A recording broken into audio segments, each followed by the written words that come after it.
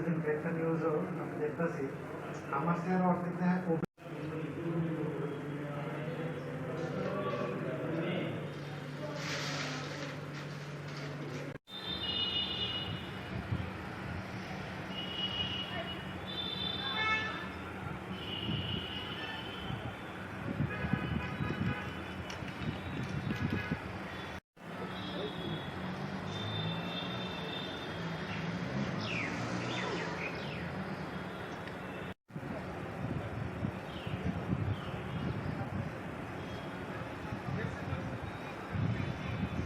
ঘটনাটা কইছিল মা ফার্স্টটা ট্রেনে আমি আগরতলা যাবো পিসির বাড়িতে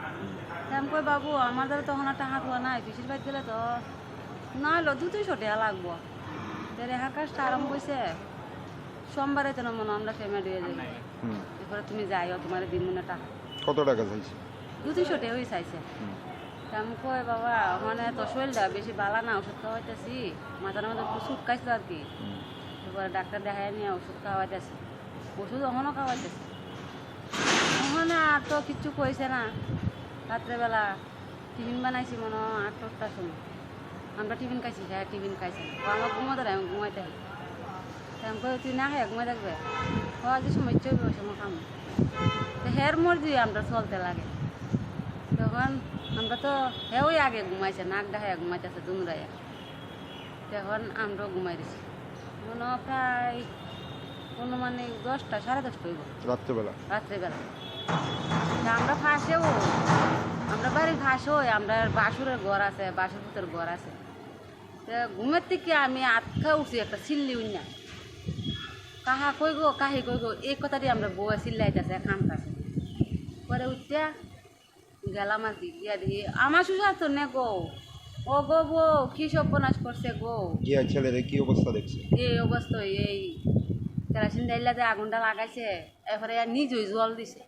আবার সহ্য করতে পারছে না পরে আপনারা মানে কোন হাসপাতালে নিয়েছে এটা আমরা পাশে মনু ওই প্রথম দেখান লাগে আচ্ছা তারপর মনু ছিল প্রথম আমরা দেখাইলে এরপরে এফার যদি অন্য জায়গায় করতে লাগে এরপরে অন্য জায়গায় করে আর জীবিত আনার পর মৃত্যু হিসেবে বলে